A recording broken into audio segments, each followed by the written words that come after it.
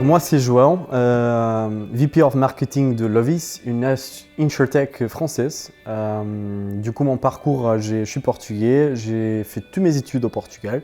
J'ai aussi commencé à travailler à Lisbonne pendant 2 ans. Et après, je suis venu à Paris pour travailler aussi chez L'Oréal dans le développement de nouveaux produits. Et du coup, c'était il y a 1 an et demi, presque 2 ans, que j'ai rejoint Lovis.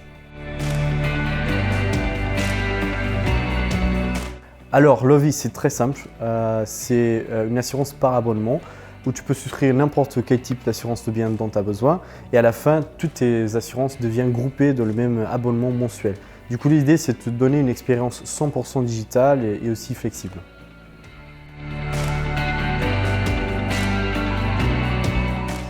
Alors, c'est intéressant. Lovis a été créé par João Cardoso. Il est un entrepreneur portugais, mais qui a déjà vécu en 6 pays.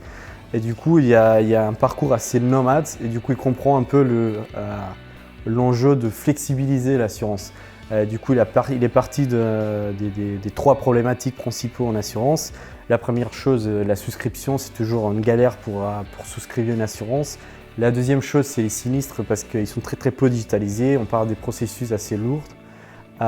Et troisième chose, c'est le fait qu'on a plein d'assurances avec plein de marques, mais on n'a pas cette interface qui va centraliser toutes les assurances.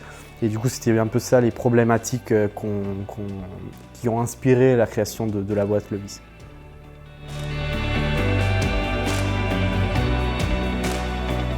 Du coup, Lovis propose une solution qui est assez unique. Je ne dis pas juste dans le marché français, mais même si on considère d'autres marchés importants de l'assurance. Si on compare la boîte avec des assureurs assez traditionnels, on voit qu'il y a une expérience beaucoup plus digitale qui est mobile first. Mobile, c'est toujours notre obsession parce qu'aujourd'hui, on fait tout avec notre téléphone. Si on compare avec d'autres startups, c'est hyper clair la différence. En fait, normalement, les startups essaient de changer un produit très spécifique. Nous, ce qu'on veut faire, c'est pas de changer produit par produit, mais changer vraiment l'expérience client. C'est-à-dire, on va offrir une interface pour tous tes besoins d'assurance. Et ça, c'est le plus important pour nous, c'est comment tu auras une expérience, une bonne expérience, pas juste avec l'assurance habitation ou avec l'assurance smartphone, mais avec tous les produits que tu peux souscrire d'assurance.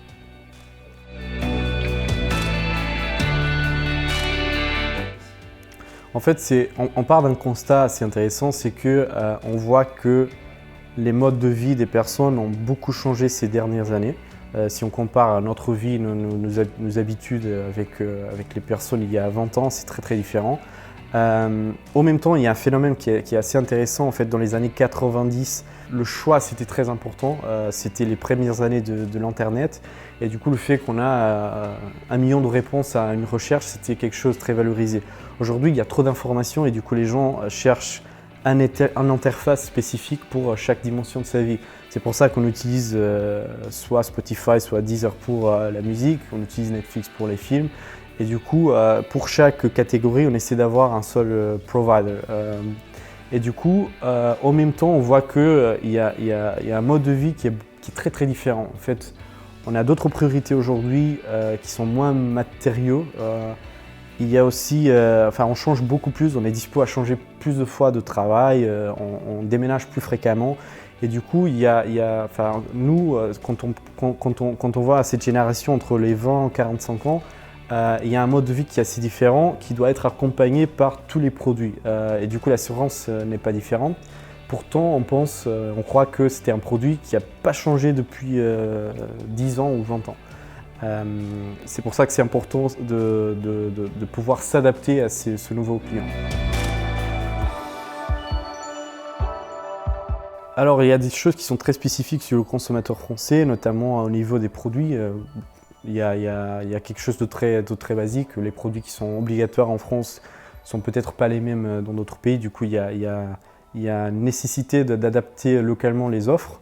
En même temps, il y a des choses qu'on voit qui sont transversales dans tous les consommateurs dans n'importe quel pays.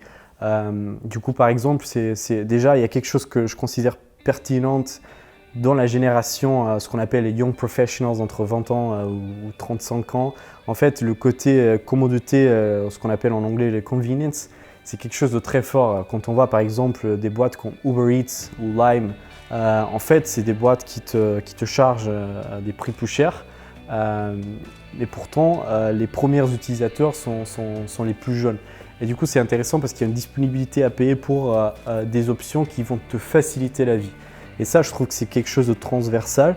Au même temps, je crois que en assurance, il y a un phénomène qui est assez intéressant. Avant, le prix, c'était très important. Aujourd'hui, c'est encore un facteur très important. Mais on commence à avoir d'autres facteurs dans la valeur ajoutée, notamment tout ce qui est lié à la transaction. Est-ce qu'on a une souscription en ligne digitalisée très simple, dans le fait que la boîte peut donner au client ce qu'il veut au bon moment, dans l'immédiat. Et du coup, je crois qu'il y aura, dans les prochaines années, on va voir encore un autre phénomène, c'est la personnalisation. En fait, c'est la capacité de ces boîtes qui utilisent la technologie pour offrir des solutions qui sont très personnalisées pour chaque de ses clients.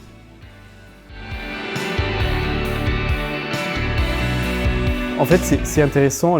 L'équipe fondatrice de Lovis, quand ils ont créé la boîte, ils ont toujours gardé des compétences différentes, notamment des personnes qui comprennent très bien l'assurance, des personnes qui ne comprennent rien d'assurance, mais aussi des personnes très compétentes en technologie. Et du coup, il y a toujours ces deux mondes, je dirais même trois mondes, ceux qui parlent beaucoup d'utilisateurs, ceux qui comprennent très bien la création d'un produit d'assurance, mais aussi la technologie. Je peux te dire qu'aujourd'hui, on a 35 personnes, on a 10 nationalités dans l'équipe et on a 70% de personnes qui ont des postes très liés à la technologie. Et du coup, déjà, il y a une diversité qui est assez importante, qui va bénéficier énormément la boîte. Et en même temps, il y a une importance considérable de la technologie. Après, ce qui est différent chez Lovis, je trouve, et ce qui est spécial, c'est le fait qu'on croit toujours que la technologie, c'est pas le but final. La technologie doit servir l'utilisateur. C'est l'utilisateur, sa volonté, les nécessités du consommateur qui doivent être ce que va guider nos décisions.